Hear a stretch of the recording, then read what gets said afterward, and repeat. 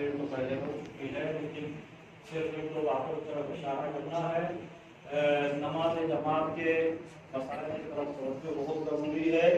पहली बात यह है कि नमाज जमात में जो चीज़ें पहली दो रकात जो इमाम की होती है, सूरह अल-हम्द और दूसरे सूरह को नहीं पढ़ना।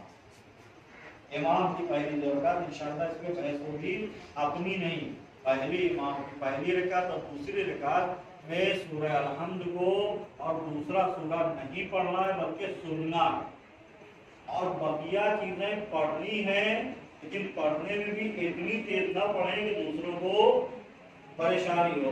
कैसे दोहराइए, आप जिक्र रुकू है, जिक्र सजदा, इसको आपको पढ़ना है, लेकिन क्या है, आहिस्ता पढ़ना। पहली बात, पहली दो रकात इमाम की जो है उसमें आपको सूरह अल-हम्द और दूसरा सूरा नहीं पढ़ना, बकिया हर चीज पढ़नी है, लेकिन आहिस्ता पढ़नी है। ऐसा ना हो कि आवाज इमाम तक आए या पड़ोसी तक जाए, तो इसका ख्याल है। और उसका इत्तिसाल, जिसे वहां हमने कहा कि वो फासला लंबा हो जाता है, अगर से फुक़हा कहते हैं कि सही जगह और जहाँ दुआ में खड़ा उसके दरमियान 1 मीटर का फासला हो सकता है।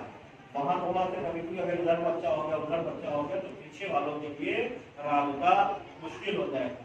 खासतौर से जैसे ये पड़ी हुई है प्लास्टिक, अब ये हायल है, यहाँ से रास्ता नहीं होगा, जो पीछे उनका रास्ता या इधर से होगा या इस तरह से होगा। इस बात का इसी तरफ तवज्जो करें। कर ये भी हटा दिया तो एक आदमी बीच में खड़ा हो जाए या 2 आदमी, ताकि इत्तिसाल रहे।